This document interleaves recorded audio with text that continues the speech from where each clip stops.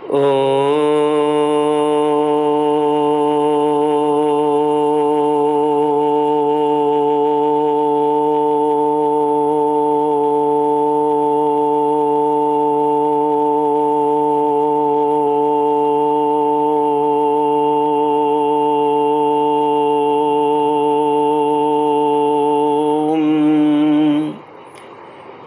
गुरुचरण कमलेभ्यो नमः।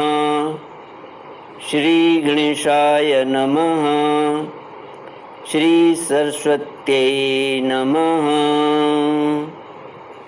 श्री विष्णवे नमः। श्री कृष्ण गोविंद हरे मुरारे, हे नाथ नारायण वासुदेव। श्री कृष्ण गोविंद हरे मुरारे, हे नाथ नारायण वासुदेव। हे नाथ नारायण वासुदेव, हे नाथ नारायण वासुदेव। श्री कृष्ण गोविंद हरे मुरारे, श्री कृष्ण गोविंद हरे मुरारे, हे नाथ नारायण वासुदेव। ओम नमो भगवते वासुदेवाय। ओम नमो भगवते वासुदेवाय। ओम नमो भगवते वासुदेवाय। ओम नमो भगवते वासुदेवाय। ओम नमो भगवते वासुदेवाय। कृष्णाय वासुदेवाय हरये परमात्मने प्रणतक्लेशनाशाय गोविन्दाय नमो नमः। कृष्णाय वासुदेवाय देवकी नंदनाय च नंदगोपकुमाराय गोविन्दाय नमो नमः। सच्चिदानन्दरूपाय विश्वोत्पत्त्यादिहेतुवे तापत्रयविनाशाय श्रीकृष्णाय वयं नमः। श्रीकृष्णाय वयं नमः। सच्चित आनंद स्वरूप परमात्मा जो सृष्टि की उत्पत्ति, पालन और श्रृंगार करता है तथा जीवों के आध्यात्मिक, आदि दैविक, आदि भौतिक तापों को नष्ट करने वाले हैं, अर्थात जीवों के मानसिक, शारीरिक और भौतिक दुखों को दूर करने वाले हैं, उन श्री कृष्ण भगवान को हम नमस्कार करते हैं।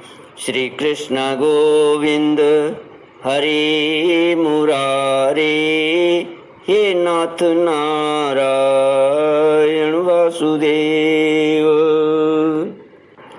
श्रीमद् भागवत पंचम स्कंद अथ षोडशोऽध्यायः। राजोवाच उक्तस्त्वया भूमण्डलायां विशेषो यावदादित्यस्तपति यत्र चासो ज्योतिषां गणैश्चन्द्रमा वा सह दृश्यते तत्रापि प्रियव्रत रथ चरण परिखातै सप्तभिः सप्त सिन्धव उपक्लिप्ता यत एतस्या सप्तद्वीप विशेष विकल्पस्त्वया तस्या सप्तद्वीप विशेष विकल्पस्त्वया भगवन् खलु सूचित एतदेवाखिलमहं मानतो लक्षणतश्च सर्वं विजिज्ञासामि।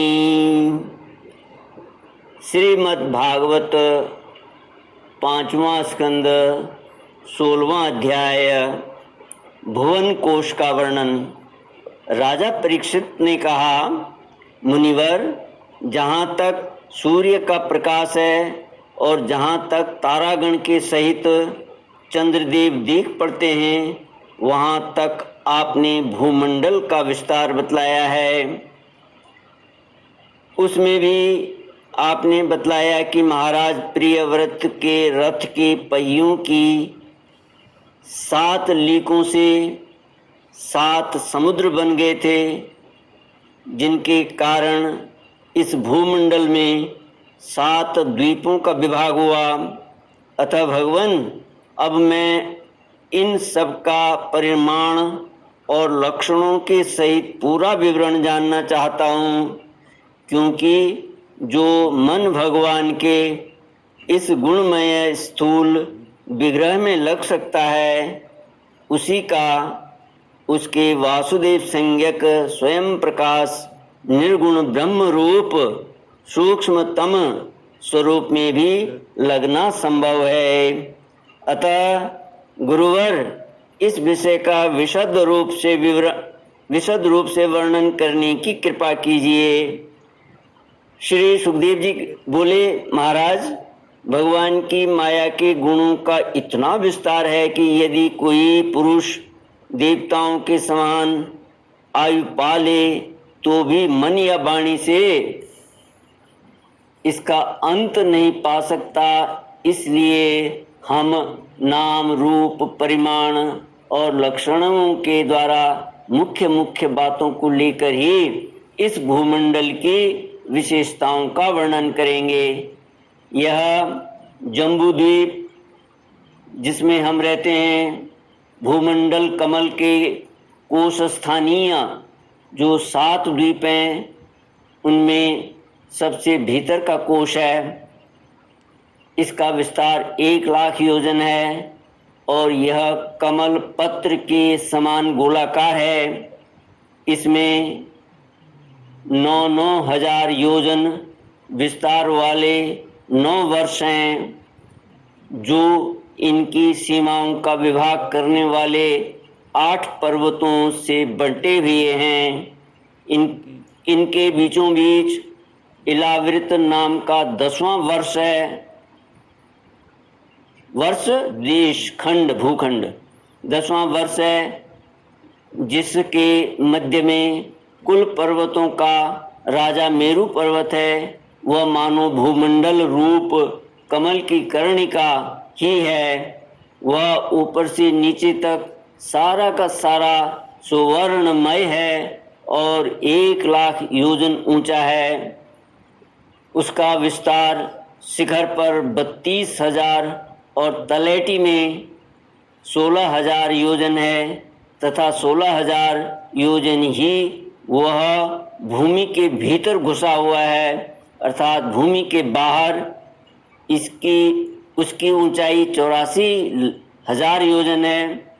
इलावृत वर्ष के उत्तर में क्रमशः नील, श्वेत और श्रृंगवान नाम के 3 पर्वत हैं, जो रम्यक, हिरण्मय और कुरु नाम के वर्षों की सीमा बांधते हैं। वे पूर्व से पश्चिम तक खारे पानी के समुद्र तक फैले हुए हैं। उनमें से प्रत्येक की चौड़ाई 2000 योजन है तथा लंबाई में पहले की अपेक्षा पिछला क्रमशः दशमांश से कुछ अधिक कम है। चौड़ाई और ऊंचाई तो सभी की समान है। श्री कृष्ण गोविंद हरे मुरारे, हे नाथ नारायण वासुदेव। इसी प्रकार इलावृत के दक्षिण की ओर एक के बाद एक निषद, हेमकूट और हिमालय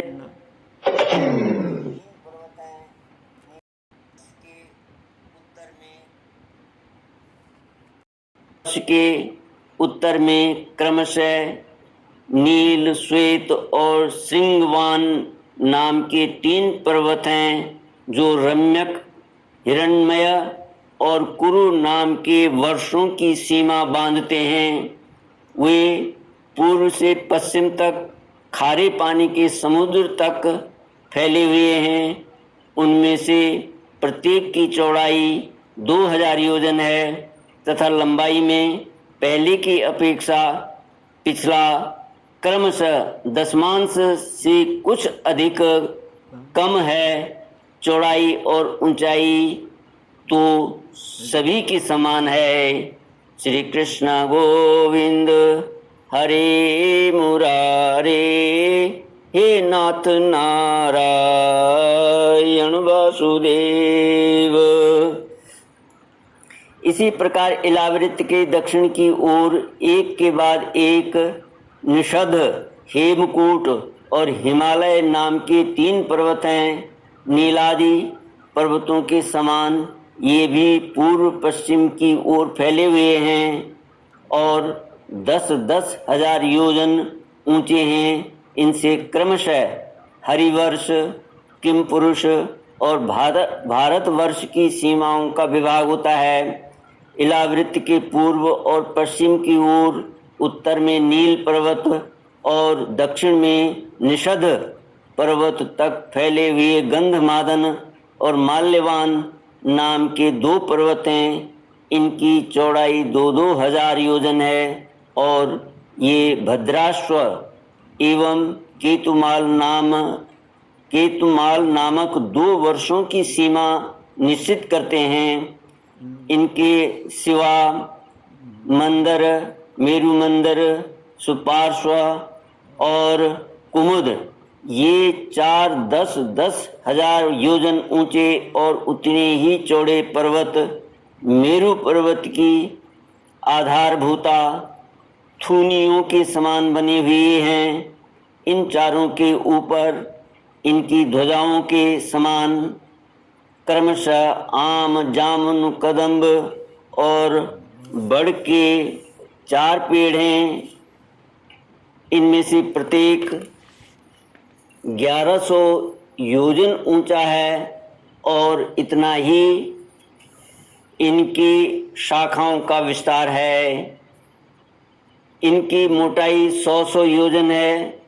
भरत श्रेष्ठ, इन पर्वतों पर 4 सरोवर भी हैं जो क्रमशः दूध, मधु, ईख के रस और मीठे जल से भरे हुए हैं।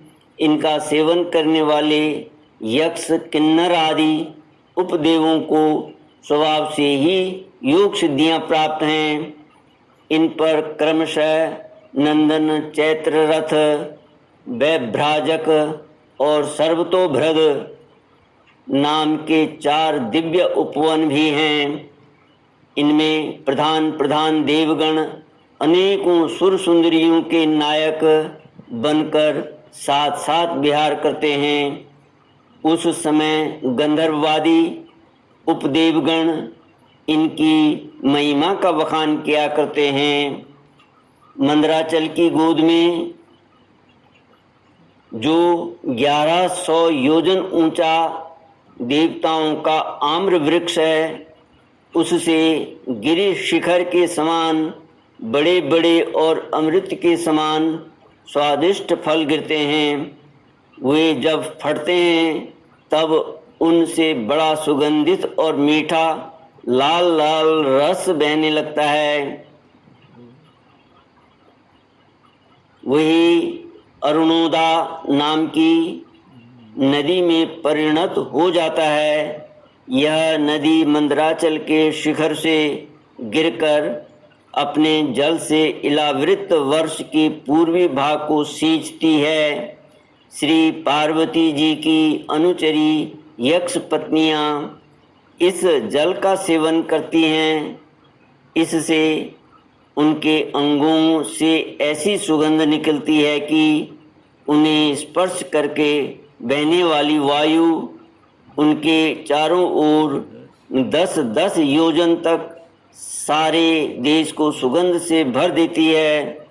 इसी प्रकार जामुन के वृक्ष से हाथी के समान बड़े बड़े प्रायः बिना गुठली के फल गिरते हैं। बहुत ऊंचे से गिरने के कारण वे फट जाते हैं। उनके रस से जम्बू नाम की नदी प्रकट होती है, जो मेरु मंदर पर्वत के 10,000 योजन ऊंचे शिखर से गिरकर इलावृत्त के दक्षिण भूभाग को सींचती है। उस नदी के दोनों किनारों की मिट्टी उस रस से भीगकर अब जब वायु और सूर्य के संयोग से सूख जाती है, तब वही देवलोक को विभूषित करने वाला जम्बू नदन नाम का सोना बन जाती है। इसे देवता और गंधर्वादी अपनी तरुणी स्त्रियों के सहित मुकुट, कंकण और करधनी आदि आभूषणों के रूप में धारण करते हैं। श्री कृष्ण गोविंद हरे मुरारे, हे नाथ नारायण वासुदेव। सुपार्श्व पर्वत पर जो विशाल कदम्ब वृक्ष है, उसके 5 कोटरों से मधु की 5 धाराएं निकलती हैं। उनकी मोटाई 5 पुर से जितनी है। ये सुपार्श्व के शिखर से गिरकर इलावृत वर्ष के पश्चिम भाग को अपनी सुगंध से सुवासित करती है। जो लोग इनका मधुपान करते हैं, उनके मुख से निकली हुई वायु अपने चारों ओर 100 योजन तक इसकी महक फैला देती है। इसी प्रकार कुमुद पर्वत पर जो शतवल्श नाम का वट वृक्ष है, उसकी जटाओं से नीचे की ओर बहने वाले अनेक नद निकलते हैं। वे सब इच्छानुसार भोग देने वाले हैं। उनसे दूध, दही, मधु, घृत, गुड़, अन्न, वस्त्र, शय्या, आसन और आभूषण आदि सभी पदार्थ मिल सकते हैं। ये सब कुमुद के शिखर से गिरकर इलावृत्त के उत्तरी भाग को सींचते हैं।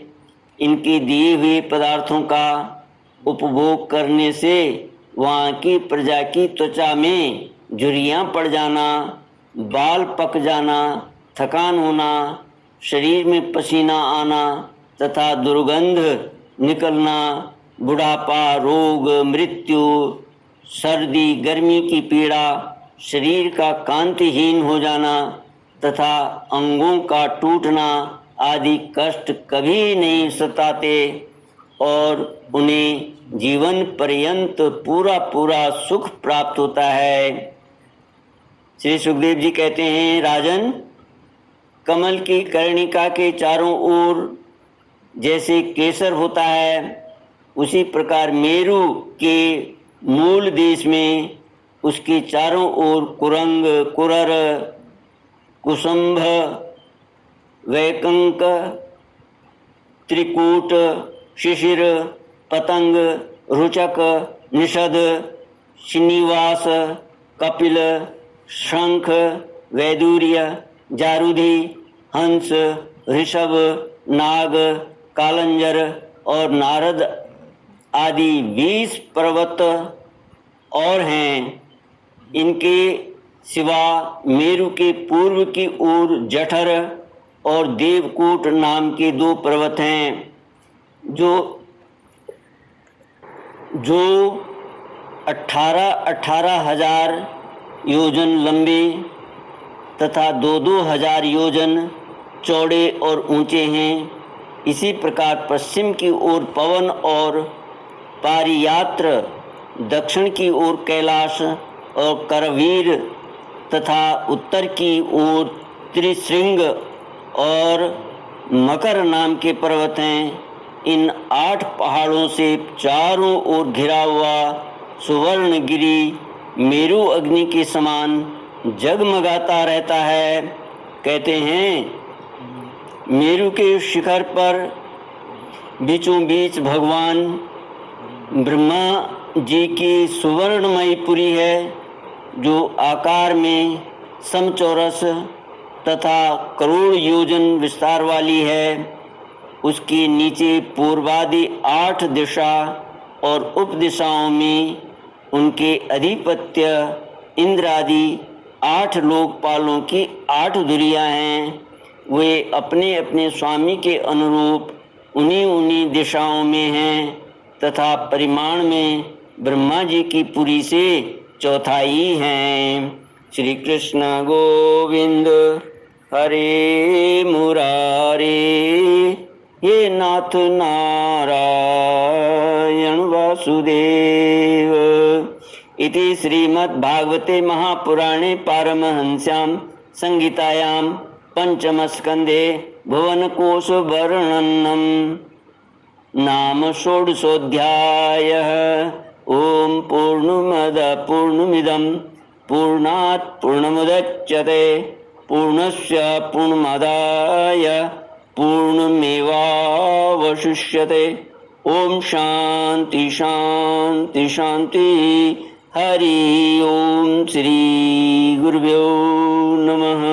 हरि ओम।